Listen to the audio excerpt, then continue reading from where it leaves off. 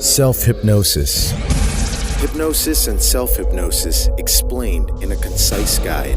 Written by Norton Raven. Narrated by Stephen Lowe. Introduction. You are all the way relaxed.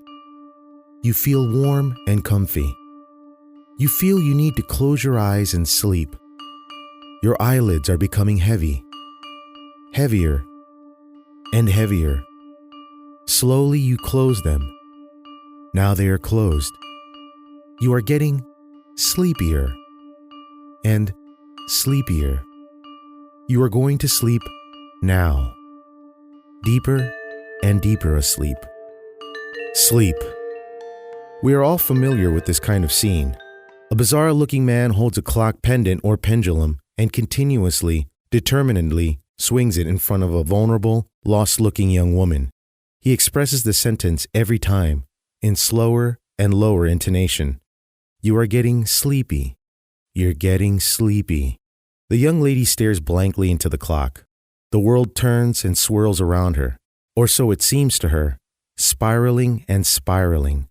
Then in the end, she starts to act like A, a zombie, B, a vampire, C, a chicken, or D, all of the above at the same time. Thanks to popular culture, hypnotism has achieved a creepy, mystical glow to it, and sometimes even in a bad reputation. While the scenario illustrated above still has a little ring of truth to it, hypnosis using verbal suggestion is powerful, and people under hypnosis can be made to believe and therefore act as a different identity. There is definitely much more than meets the eye about hypnotism. Doubtless one of the most spectacular, yet also one of the most bewildering topics to come across. Hypnotism transcends boundaries, as it keeps being studied, analyzed, and interpreted in diverse fields of scientific research. From medicine, psychology, New Age, self-help, religion, history, media, and popular culture, hypnotism is accorded with different meanings, interpretations, and uses. The conclusions are never final, and the reports are ever evolving. This may be rooted in one particular thesis, that studying hypnotism would inevitably come down to studying the human mind, and the human mind is an ever-changing, overlapping universe of significance, interpretation, and purpose. In this book, we will touch on the diverse aspects of understanding hypnotism and how it was and is still being utilized or condemned by some parties for several reasons. I would say, read on and judge for yourself. Join me as we discuss some of the major points of view concerning mind control. Explore or reject the possibilities of controlling the human mind and the life of the person possessing it in one degree or another. But please, should you decide to dive into the topic, let us be clear.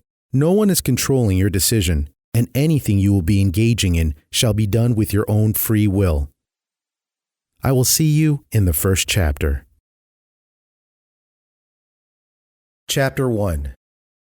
Hypnosis, Fact or Fraud? The sleeping prophet, which is what Edgar Cayce was called. He would order himself to partake in out-of-body experiences and near-death experiences through self-hypnosis. Being under a trance state, he would provide readings and diagnosis to people he had never met. His followers documented nearly 14,000 journeys into the spirit realm, made through his subconscious mind, or what Cayce called the soul. Dramatic historian David Lewis exposed that Adolf Hitler was once hypnotized, and this might have been the root of the kind of life he led. Lewis claimed that in 1918, Hitler believed he had gone totally blind, despite diagnosis of medics that nothing is wrong with his eyes. Through hypnosis, a specialist suggested to Hitler that indeed he had lost his eyesight, but through willpower he could see again. That's because God made him an exceptional person, the doctor added. Since then, Lewis said, the hypnosis marked Hitler so much that he took life believing he was exceptional. And the rest, they say, is history. Of course, we don't know how much to believe of these rumors, but who knows? Perhaps hypnosis played a part in the way his mind worked, or dysfunctioned is probably a better word. President Robert F. Kennedy's assassin was supposedly under the influence of a mastermind by hypnotism throughout the assassination, and this was said to have shown robotic, trance-like movements and repeated, RFK must die, again and again during police interrogation. Did you read about clairvoyants reaching into other dimensions to get classified or top secret information? How about mediums interfering with the underworld and calling the dead? Hypnosis stories, are they real? Some, maybe. Some not. You be the judge of that. Hypnosis may be one of the most controversial, strangest topics known to us, but this doesn't mean we cannot get our facts straight. Before we dive further into our study of mind control and its twists and turns, let's attempt to get the truth. Here are some of the most popular yet unproven opinions about hypnosis. The powerful, mystical, mysterious master hypnotist. No, he doesn't have paranormal powers. He's not casting an ancient spell at them. He's not an advocate of Satan, but he's not Jesus' representative either. Your friendly neighborhood hypnotist, whether he is a licensed doctor or a New Age practitioner, does not have that strange animal magnetism either. That theory has long been dismissed, as early as the 17th century. Today, it has become evident that to be able to start a hypnotism session, the hypnotist only has to show a very specific visual element to concentrate on, add a soothing music of some sort, and have a convincing, authoritative spiel repeated in a monotone. You just have to be relaxed, aware, and willing to be hypnotized. Naturally, the effects of hypnosis can depend on the hypnotist's ability and experience, and also the motivation and mental conditioning of the subject involved. The dreamer. Are people who claim to be under hypnosis dreaming? Or is something else going on? Actually, the opposite is true. When you are under hypnosis, rather than sleeping, you are more alert than before. Being under hypnotism forces your mind to focus intensely, whether it's on the swinging motion of the pendulum, the monotone pattern of the hypnotist's voice, or the sound of your own breathing as you relax. For your subconscious to take control, you need to concentrate purposefully. Under a state of trance, you will still be fully aware of what you will be saying and doing, as suggested by the hypnotist, including activities not related to sleeping, such as walking, running around, reading, laughing, and even meowing like a cat. The live cat girl. It was widely believed that hypnotists can turn people into zombie-like robotic creatures without a free will, ready to obey their master's bid and call. Popular culture portrayed hypnotized people to behave strangely, or to do extraordinary, life-threatening, illegal, or immoral acts. Sorry to disappoint you and your cinematic ideas, but hypnotism by itself cannot force you to do things against your will. You, a normal average person, will not go wild and go trashing people's kitchen windows when under hypnosis. You will stick to your principles. Even if taught, you won't bother other people and then snap out of it. Your sense of right and wrong will remain unbroken. No one can make you take off all your clothes in front of a crowd, unless you want to, of course. The hypnotist can only make suggestions that can alter your consciousness, making you more open and easily manipulated, to a certain extent. People who have experienced stage hypnotism said that they can refuse to follow the hypnotist's suggestion, just that it's easier to follow him. This is so because the active, aggressive decision-making part of the consciousness becomes timid when under a trance, so it's easier just to automatically respond to suggestion. To some extent, the hypnotist can control the actions and the way his subjects behave. Conversely, the effect of hypnosis also depends on your motivation, willingness, and faith to make it work for you. The deranged hitman. It was formerly believed that the flawless assassin is the one that's under the influence of hypnotism. Someone who will feel so narrow-minded and focused on the mission, every obstacle trampled upon. Someone who will be so sure to get the killing done efficiently and cleanly. A lean, mean killing machine. Maybe this will work in movies, but in real life, aren't we glad that such things are unrealistic? As I said before, no kind of hypnotism can force anyone to act against his or her own instinct or moral standards. Yes, you may not help but meow like a cat when, for instance, you were picked as a participant in a hypnotism show. But you might opt not to pull that trigger, given that one evil hypnotist tells you to do so. When someone mentions a suggestion as serious as this, something in your mind clicks off immediately and lets you decide with common sense. Like when you're tipsy, you may sing "My Way" without inhibitions and with all the vocal calisthenics you could muster. But you are still aware, and you can cut off the song and probably release your audience from further discomfort any moment you want to. So maybe comparing being under hypnosis can be sufficient for now to being drunk, although it is still very different. The all-around wonder drug. Even though some people perceive hypnosis as wicked and manipulative, some have prescribed it as a cure-all for all kinds of conditions, from weight loss to breaking free from addiction to finding the key to financial success. Hypnotists claim they can help a person quit smoking through a number of techniques. One is by suggesting that cigarette smoke will cause him to feel nauseous, so that every time somebody lights up a cigarette, the patient will begin feeling dizzy and may even feel like puking. Insomniacs, or people who have a hard time falling asleep, have been said to get their first night's sound sleep after being treated with hypnosis. Testimonials online have also declared that hypnotism has improved their capacity to learn, the sharpness of their memory, their performance in sports, or their intelligence. Behavior can also be altered. Even speech defects, physical limitations, and your personality can go through impressive changes. Your entire life can even turn around with the aid of hypnosis. You can be an effective business person, and you may see financial growth. You could be so attractive that you can marry anyone you fancy. Sounds outstanding? But is hypnotism really that effective? Well, the answer is, unfortunately, yes and no. On the other hand, hypnotism has been used as part of the treatment and therapy of various physical and psychological conditions. Through its ability to tap into the subconscious and to intensify someone's focus, hypnosis can help you be more in tune with your intellectual and emotional capacities, helping you adapt your habits and behavioral patterns, or wield more control over the way you rationalize or analyze certain things. But no, it is not the cure-all for your problems. If it would be, don't you think everybody would do it and turn into a happy, free millionaire with a perfect relationship? It is not proven to be effective each time, as often has been claimed. The United States General Surgeon reports there is insufficient evidence to support hypnosis as a treatment for smoking cessation. Again, the effectiveness of hypnotism is dependent on every case it is being used for. Thus, there are no guarantees, but it can be worth a try. Indeed, it will not hurt to try hypnotism at all, but don't rely on it too much either. Have low expectations. It may help you and may change your life forever. It may also work for you for an allotted period and be nothing more than something temporary. Or it may not, and you may walk out of another hypnotism session unchanged and still be your same old self. Your results will depend on a lot of other factors that aren't related to hypnosis, like determination, motivation, and willpower. Your destiny is still in your own hands, as it should be. Chapter 2. The Circle. Hypnosis is defined as the induction of a state resembling sleep or somnambulism, which is called hypnosis or hypnotic sleep, also loosely, the induced state of hypnosis.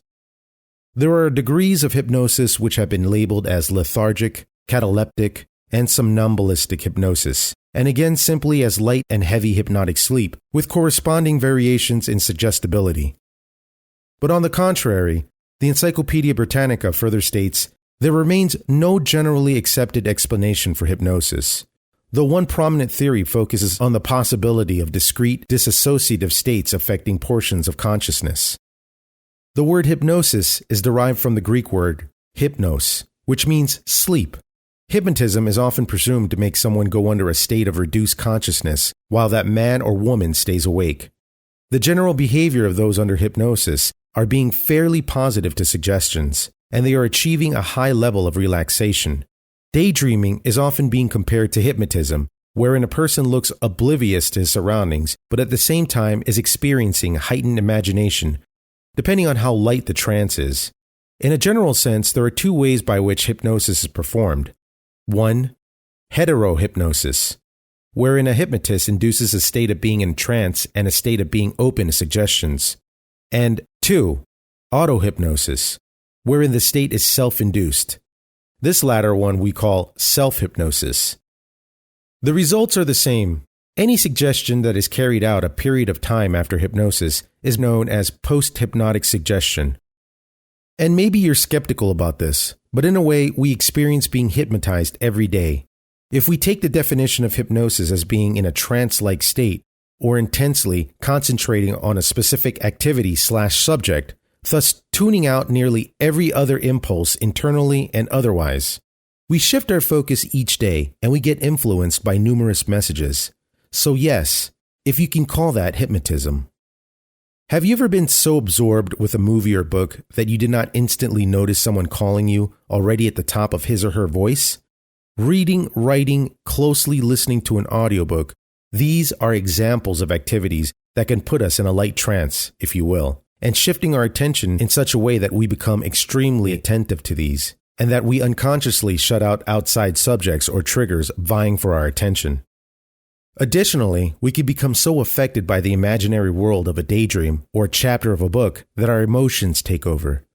We cry over a dramatic song, feel fear as the enemy gets near the hero's hiding place, or even scream over a particularly frightening scene, like a quick pop-up of a rotting corpse. This kind of phenomenon, referred to as self-hypnosis, is so common and so human that Milton Erickson, a hypnotist practitioner in the 20th century, decided that people hypnotize themselves on a daily basis, even if they deny it. Note then that this kind of everyday trance is different from the trance brought about by deep hypnosis and is similar to that calm mental state between wakefulness and sleep. And then there's a big difference between auto-hypnosis, where the state of extreme susceptibility is self-induced, and heterohypnosis, where it is induced by a hypnotist or by another person. All of these we will try to clarify further in the next parts of this book. In each of the above-mentioned categories, the hypnotized person, as worded in the Encyclopedia Britannica, seems to respond in an uncritical, automatic fashion, ignoring aspects of the environment. Examples, sight and sounds. Not pointed out by the hypnotist. Even the subject's memory and awareness of self may be altered by suggestions, and the effects of the suggestion may be extended, post-hypnotically, into the subject's subsequent waking activity. In self-induced hypnotism or self-hypnosis, a person feels relaxed and very open. Just like when someone is buried in a book or captivated by a movie, concerns about the real world appear to be forgotten for a while and temporarily escaped from. This can be viewed as a parallel to hypnosis with the aid of hypnotists. If the hypnotist says that the person under his spell finds himself in dangerous heat, that guy may start to sweat and experience a high temperature, even if the room temperature is perfectly fine. If he proposes to a painfully shy person that he is a very confident man who is so certain of himself, that man might suddenly feel open to socializing with other people, even people he doesn't know. However, each person practicing hypnotism who values his work is the first to admit that the effect only lasts for a little while. For instance, a person could be made to quit smoking by suggesting through hypnosis that the smoke is poisonous and lethal. That person then becomes adverse to smoke and feels nauseous whenever he gets near it. In this way, he may shun cigarettes for a short time period. But if this is not followed up by corresponding therapy and other systems aiming at long-term results, the habit will return. Another proven limitation of hypnosis is that, even while under it, a person's common sense, principles, beliefs, and life convictions are unchanged throughout and after the experience. No one can be hypnotized against his or her will, which I mentioned before. This is because the mind has to be willingly and consciously open to be affected by the hypnotist's statements. Hypnotism cannot make a Muslim eat pork, unless it's one of the Muslims I know who doesn't care, or a Superman fan fly out of a window. Superpowers cannot be exerted, because the body is still limited in its abilities. Since the mind is still fully alert, only this time the subconscious is more open. The person's sense of security is still on guard. His or her sensibilities will continue to rule his decision-making methods. Then again, we can never really be sure of any of this. One story goes, saying a man, undergoing hypnosis to boost his self-confidence, was told by the hypnotist that he could do anything as long as he puts his mind to it. For more effect, the hypnotist said, "You can even rob a bank if you want to." Although the hypnotist may have meant the statement only as a metaphor, his subject then proceeded to rob a bank about 2 days later. Strange, isn't it? So perhaps this was a coincidence of a man who was planning on doing such a thing anyway. but the inception of the idea triggered all the emotions and the execution of the idea even more. We don't know all the details, but it does sound creepy. A study says that on average, 25 out of 100 people can be hypnotized very easily. Almost all children belong to this group, who are perceived to be highly vulnerable to suggestion. This ratio varies according to the hypnotist's character, method, and experience. The success of the hypnotist also hangs on the subject's personality, attention span, and mental status at that given moment. Interestingly enough, while it seems rational that persons with high intellect cannot easily be hypnotized because of their capacity to process all information that gets into their brain, it is in fact the opposite. It is believed that intelligent people are also the most creative. Therefore, they can easily associate the hypnotist's wordplay with their own visual or sensory representation and act on those. Chapter 3. A word of caution.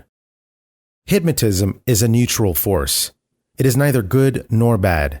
It just depends on who wields it and how it will be used and what they do with it. Mind control, the power of suggestion, and tapping into the subconscious are dangerous if they are being abused.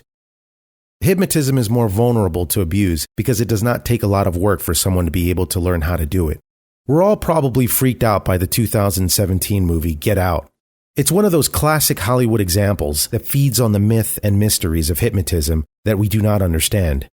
Almost anybody can practice hypnotism and achieve a minimum of success. And although the effect may be temporary or minimal, hypnotism still has the capacity to modify something in the way the subject may think, behave, or decide to do things in the future. In this line, caution must particularly be taken when dealing with hypnotherapy. First, even when handled by an expert, hypnosis is not a cure-all by itself. It is effective if it is used in the right context, done the right way, and in synchronization with other corresponding prescriptions. It is not a substitute for medical and psychological treatment whatsoever. It is not a quick fix in that sense. Thus, only a qualified person should attempt to diagnose a person and analyze what affects him, and then prescribe an appropriate treatment. He will then be able to provide a concise evaluation regarding the case. Similarly, an unqualified person may read the wrong impression and diagnosis on the condition. He may come up with a wrong or inaccurate interpretation, prescribing the wrong course of treatment. This would be a disaster, of course, so it is not advisable to do so. It would be best to get professional medical advice rather than hypnosis when the subject is experiencing pain or an illness. Not doing so might lead to life-threatening consequences. Just imagine if you hypnotize the pain away from a person who has a serious disease. If that person you hypnotize did not experience the discomfort brought about by the illness, he or she would not go to the clinician for a checkup. Pain is there to remind us that there is something wrong with us, no matter how unpleasant it is. So it is not always a bad thing. In this case, it could lead to dangerous consequences and might negatively affect the health and the life of that person. So always be cautious when using hypnosis. With great power comes great responsibility, as it keeps being repeated over and over again in the Spider-Man movies. Chapter 4. Self-Hypnosis Abilities. Let's begin by using hypnosis, first on yourself. Self-hypnosis can be a calming, soothing experience, allowing you to loosen up and ease your tensions. It's a kind of meditation that lets you converse with yourself. It is a way to take away all the stress and leave your worries behind you for some time. On a short-term vision, self-hypnosis can help improve your learning threshold, increase the capacity of your memory, and be attentive during tests at school or an important presentation at work. It can be comforting when you're planning to face an emotionally challenging situation. It can help you clear the clutter from your mind after a full schedule. If you keep doing it regularly, self-hypnosis eventually becomes your way of life, a frequent, exclusive time for yourself. It can guide you to a deeper understanding of yourself and others around you. It could also change the way you live your life, make your decisions, or handle relationships. Self-hypnosis is something you should do while you breathe deeply. At times, basic things like these are neglected in our day-to-day routines. The steps from professional hypnotherapists may sound so simple at first. Summarily, it just says to get yourself together. Find a perfect venue, and everything else will follow. But once tasked to do it, some of us may find the seemingly simple step of staying put, being still for a while, very difficult. With our multitasking, short attention span culture, staying still and doing nothing seems like a task unto itself. But once you get down into it and actually do it, the rest will eventually follow. Let's try out some hypnosis at home sessions based on some of the elements necessary for an effective hypnosis session as advised by experts. High time. If you're living together with other people under the same roof, just choose a schedule wherein there will be less activities. Either your housemates/roommates might be away at work or at school, or by the time everybody's asleep. If you're living alone, do it when you least expect people to drop by, call, or send you messages. Better yet, put your phone on hold first and hang a do not disturb or silence please sign outside your door. A room of your own. Look for a quiet spot, far from the hustle and bustle of the house. Make certain that your venue is peaceful and conducive to your activity. Dim the lights or light a few candles. Adjust the room temperature accordingly to your preference. Light some incense if you may. Sit or recline in a relaxed spot. Surround yourself with pillows and cushions. Make sure you feel good and at ease, even if you will be in that position for quite some time. Turn it on. In the movies, as in real life, music sets the mood for all scenes. Put some soothing music on a player, whichever device you use. Soothing music may mean different things to different people. It depends on musical preferences. Hardcore metal may seem comforting to somebody. Maybe it reminds him of high school, but it is not appropriate for the self-hypnosis session we have in mind, just because the beat is too fast and irregular. Try this. Turn the music on and feel your heartbeat. If it promotes or keeps on with a relaxed, steady beat, then that's good. Sounds of nature are advisable. The whistling of the wind, the playing of chimes, the rustling of leaves, and the gentle gurgle of a brook. If you have a small desk fountain, put it close to you. Remember that the sound of water is always soothing. A smell of memory. They say our olfactory nerves are the first ones to develop when we are born, and the last ones to stay with us when we die. The work of one Nobel Peace Prize winner talks about how our sense of smell plays a vital and critical part of our memories. The work reveals how much we remember just by the memory of certain smells, and how that trait has helped human survival and development ever since. Ever notice how the smell of certain things vastly affects us more emotionally than any other senses? Smell can improve or alter our mood, take us back to the past, or help us remember that special someone we met. Mothers perhaps have the strongest sense of smell of all. Tests show that they can identify their kids easily, even grown-up ones, by their particular odors. Sometimes the sense of smell is sharpened during pregnancy. Equally, we can heighten our easing just by pampering our sense of smell. Before the session, you may want to take a bath and wash your hair using a delicious-smelling soap and shampoo. You can lather aromatherapy oil on your body, burn scented candles or oils, light up some incense. No doubt your body and mind will react pleasantly to these indulgences. In the event that your hypnosis session does not work, at least you end up smelling and feeling good. That's something to consider, isn't it? Feel it.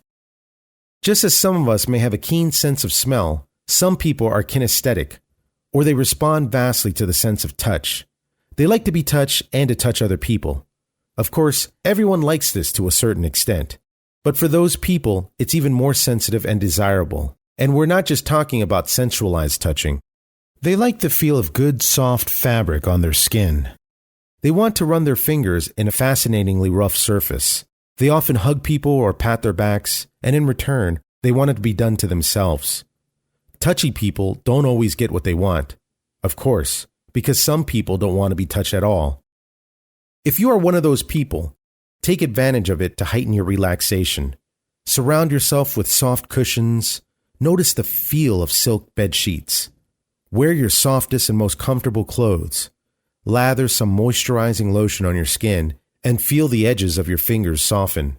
Feel the air as it breezes and touches your skin and your hair. Words are all I have. The power of hypnosis, as we have learned, comes from the influence of suggestion. A successful suggestion requires discovering the right words, saying them in the best way, and at the right time. Timing matters. You have to be absolutely convincing, but not pleading. Firm, but not forceful. Soothing, but not weak. Of course, a lot of it depends on the material. Or in other words, on what you say. Below is an example of a self-hypnosis speech. This method can help your entire body to relax and gets rid of some stress. By having a relaxed body, you can tremendously improve your life in every aspect, physically, mentally, emotionally, and spiritually. This self-hypnosis induction suggests that you tape and record the narrative and play it during your session, in harmony with the entire therapy process. In this session, the subjects are told to keep their eyes open at first, staring at the flickering flame of a candle. Beginning of induction. Light up a candle, place it in front of you where you can see the flames at a suitable angle.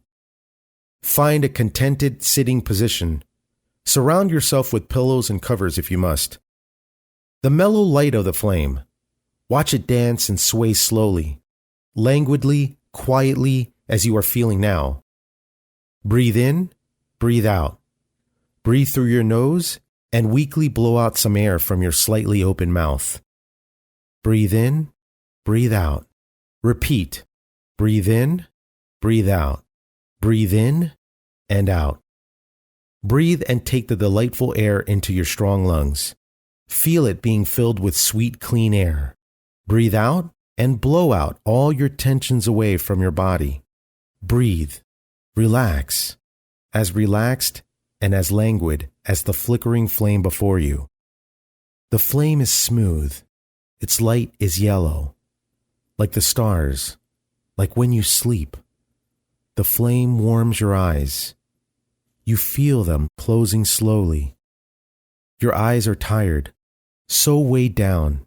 You feel all the nerves inside your eyes throbbing. You want to close your eyes tightly. Your eyes still feel warm. You feel the heat of the flame surround them. In fact, even with eyes closed, you can plainly see the flame dancing in front of you. Now, you breathe in and out. The more you breathe, the more you feel relaxed. Breathe very deeply now. The warmth spreads from your eyes to your face. You feel warm all over your face. You feel as if your forehead is glowing. A light, luminous and bright, shines from your forehead. The warm, soft light spreads to your face.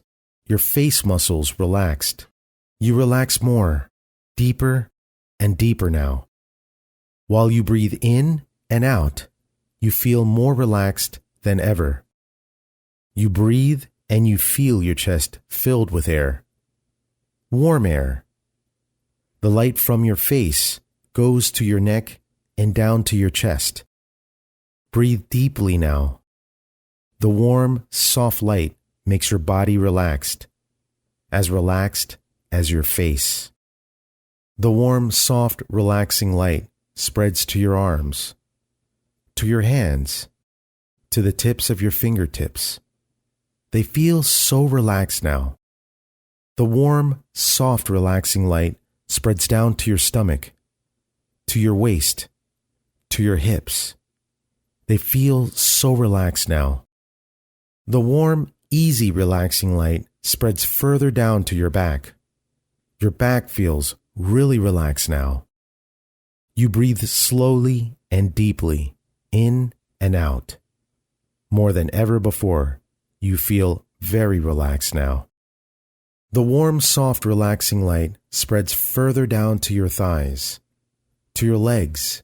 They feel very relaxed now. All the weight put upon them slowly feels light. You feel so relaxed. Every muscle, every tissue in your body feels so fine. You feel peaceful. You breathe in and out. You go deeper and deeper into relaxation. The warm, soft, relaxing light spreads further down to your feet, to the tips of your toes. They feel so relaxed now. All the weight put upon them slowly feels light. Now visualize yourself standing in the softest, greenest grass you have ever put your feet into. Your feet feel warm and soft. You are now in an open field. The sun is shining warmly, so friendly on you. A cool wind breezes through your hair, your face, and your body. It breezes through the field of grass, combing each and every soft green silver. You walk through the field of soft, warm grass. You see a mountain far away. You slowly walk towards the mountain. As you walk towards the warm, blue mountain, you go deeper and deeper into relaxation. Your body feels so relaxed and at ease. Your mind is sharp and aware of your surroundings, taking each and every detail perfectly. Perfectly, like the little stream you pass by on the way. The gurgling sound of the stream relaxes you more than ever. You walk across the little stream, your feet getting wet by the warm, clear water. The water relaxes you more than ever. You walk further and further into the mountain. A warm, gentle breeze passes you by, combing your hair, passing through your clothes and your body, and slowly, slowly lifting you as if you were a feather in the air. The wind lifts you and you feel satisfactory floating in the sweet, soft air. You feel as if you are completely weightless, and you go deeper and deeper into relaxation. You go higher and higher until you reach the top of the mountain. There are small wild flowers on the top of the mountain. You breathe in their wonderful fresh smell. You breathe in the wonderful fresh smell of the mountain breeze. The wind slowly, slowly gets you down the mountain. As you get lower and lower, you become more aware. With every count, you start to slowly emerge from your deep relaxation. Each time you listen to the self-hypnosis induction, you will go deeper, more serenely, and attain more benefits from the experience. 1, 2, 3. The smell of the soft, fresh rain is still in you.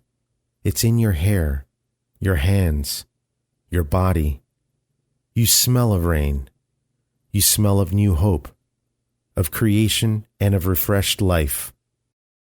4, 5, 6. Lower into the field of grass. Lower until your feet touch the warm, soft grass once more. By the count of 10, you will completely be awake, more alive and refreshed than ever before. 7, 8, 9. Remember the smell of rain and how it brings out new life, new hope. 10. You awake, fresh and ready. Yawn and stretch your body. End of induction. Practice this technique as often as possible. You'll be surprised at how powerful it can be. Chapter 5. Basic Techniques in Hypnosis. Hypnotists apply certain methods to effectively hypnotize their subjects. Some of the most popular techniques are discussed in this chapter. Intense focus. This is a cliché and one of the earliest helps in inaugurating hypnosis. The hypnotist has an object, which he tells the subject to fix his or her gaze upon. This comes in the shape of the stereotypical pendulum, which the hypnotist swings in front of the subject from left to right. What's also popular is the circle containing a line going spiral, which can make someone feel dizzy or feel as if being sucked into a vacuum. Others make use of a candle, telling the subject to gaze at the flickering flame. In all of those techniques, the point is to have the subject focus so fixedly on the objects that there will be a time when everything around him or her feels like being tuned out.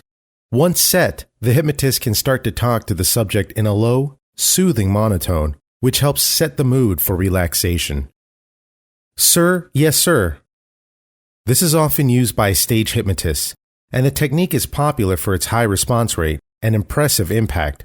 With this, the hypnotist attacks the subject with unexpected and fierce commands. It must be powerful enough to systematically convince the subject that he or she is completely under the power of the hypnotist. This way, it will become easier for the hypnotist to put in suggestion into the subject's mind. Take it easy. This method has the goal to put the subject in full relaxation mode. He or she will be so comfortable and at ease that even with his or her defenses down, the subject will be open to suggestions by the hypnotist. Most frequently utilized by psychiatrists, relaxation for them is the best way to go, especially for patients with ailments or for those in a state of risky stress or trauma. As part of a therapeutic program, that method encourages a feeling of well-being, which on the event that may not directly affect the treatment or the ailment will still be valuable to the patient. Also known as the progressive relaxation and imagery technique. This is also used in self-hypnosis exercises, meditation, and self-help meetings. The use of calming music, candles, and scents are stimulated in this method to further pave the way of briefly shutting off the world and concentrating on your inner being. Chapter 6. Signs. There are some signs that the hypnotist will usually watch out for to determine if the subject is already ready and open to his suggestions. The hypnotist needs proof that the method is being successful, so it's a way to test it. At least one of these outward signs, when exhibited by the subject, is almost foolproof in implying that the hypnosis session proper can start. Red eye. As in when very drunk or high on chemical substances, hypnosis brings out bodily reactions also seen in people who are induced in a certain state of awareness. Reddening of the eyes is experienced due to the greater flow of blood through the veins triggered by the lessening of the strength in the eye muscle. REM. People in trance will also exhibit rapid eye movement, REM, a phenomenon showed by the people in a deep sleep who might also be dreaming, fluttering of eyelids, or the movement from side to side of the eyeballs, if eyes are totally closed, can be seen once the subject enters deeper into the control of the subconscious. Crying game. Increased moisture in the eye area, which may look as if the subject is crying, is brought about by extreme relaxation of the muscles holding the tear ducts. Body temperature. Look out for a severe or separate modification in temperature in the body. As the subject enters into an extreme relaxation zone, his pulse rate begins to lower down, thus triggering a change in body warmth. This will vary from subject to subject. Most subjects will usually feel cold, but for others, it's a deep, warm feeling that will spread all over. The Exorcist. That scene from the movie The Exorcist may slightly be accurate after all. Creepy? Yes. But the producers did their research as to what the symptoms of such things consisted of. This doesn't mean everything in that movie is realistic, which I doubt it is, but there is a degree of truth to it. Eyes rolling back or eyeballs as if aiming to shoot out from the forehead are usually experienced once a subject enters a state of trance. Just keep in mind, hypnosis can be fun. It can be beneficial to others and yourself. It may completely work for you, or it may not at all. Still, it is dangerous if abused or misused. Conclusion. I think, therefore I am. Philosopher René Descartes said a long time ago.